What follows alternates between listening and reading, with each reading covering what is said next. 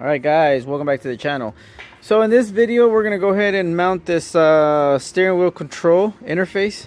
I didn't really care for these things too much just because I figured, well, if you get an aftermarket radio, you kind of take some, give some, whatever. But after driving my '07 that has the steering wheel control, I could see that it's pretty cool to still own that because you could change the radio, the stations and all that. So my wife asked me to do hers, and since she does have the Pioneer stereo in there, she has the speakers, everything upgraded already. This is the one thing that she's always been asking me to do, and I was just too lazy to do it. So I went ahead and bought this one from Amazon. It's from the PAC company, and it says that it'll work for what we have, which we're running an aftermarket Pioneer radio. So I'm gonna go ahead and hook it up real quick, see how it does, and then see how it does with the controllers on the steering wheel. Alright, so basically this is what's in the box. Alright, so here it is. We're going to slide it open. I'll take this out right here real quick. And then we're going to open it up. I'm trying not to manhandle it because in case I need to return it, in case I order the wrong one. So that's what it is. Here's your module or the controller right here.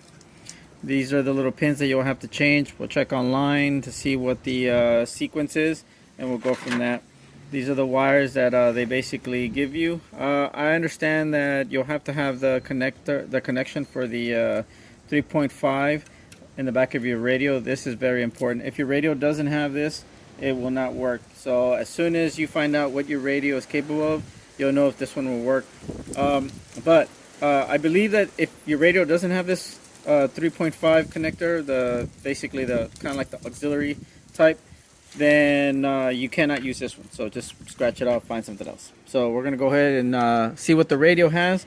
I did not check what my radio had, so I'm about to check right now and see what kind of mistakes I've made. Let's go get started. Alright, so this is the stereo right here. So I'm just gonna try to pop the face right here from the bottom. I've done it before. There it goes. It has little slots at the bottom if you have an aftermarket radio. If you never noticed them, they're right there where you could stick a flathead and then pop it off. Now we can pull the stereo out. Oh, it's probably going to be messy back there. I don't remember how I left it, but you can see back there now. Oh no, I actually cleaned it up pretty good. So this is my video camera right here, wire. These are my subs, the aftermarket wire that you could buy from Amazon. And I believe on this one what we did is we just used the regular stereo wires to the regular power, and then all the speakers and everything are hooked up with the RCAs, and that's because we had the RCA setup. And I do believe that the interface connection is right here.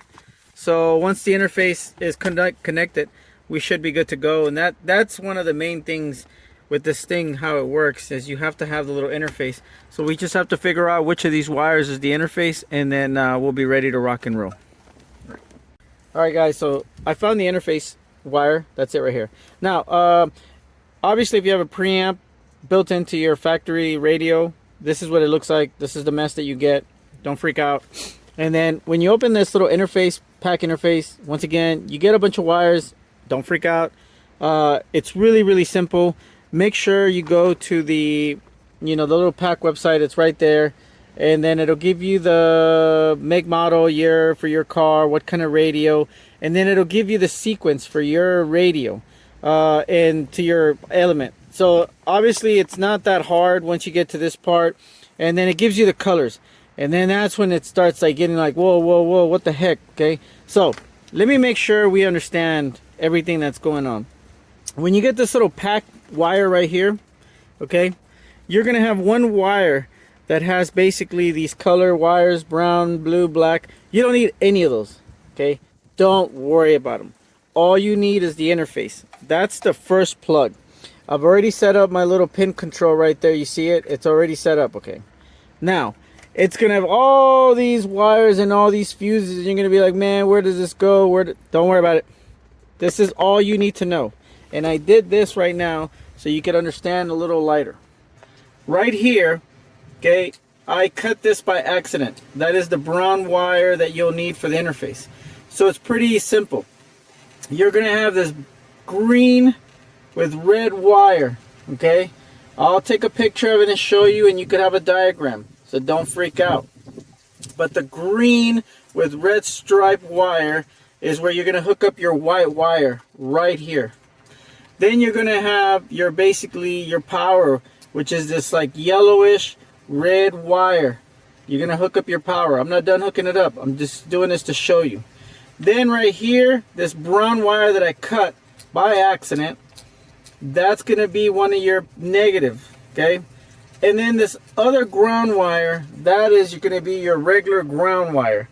Okay, I'll make sure to put a diagram of the wiring so you can see how easy it is. Now anybody can go get this little pack thing, hook up those 4 wires with the interface, and then you're ready to rock and roll. I'll show you. Alright guys, so there it is. Everything has been put back together and everything works correctly. The channel, as you can see, I'm going to press it. This is the volume right here. You can hear the volume. There it is right there. Volume up, volume down. And then you got the channel. So it'll change the channel of your radio. And then you got the modes. And that's the modes. Basically all your radio options. I'm sure it'll work different on iPad. It'll work different on the auxiliary. But anyways, once again, I use the SW1 right here. It was pretty easy to install. A lot of wiring. It'll give you a bit of a headache.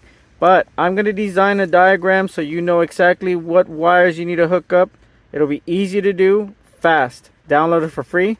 And then I'll put the link on the exact one that I used. I was trying not to buy one of those $70 or $80 ones. So I bought this like $35 or $40 one. Save me some money. And that's what you need to do. So if your steering wheels do not work, this is an easy option to put in.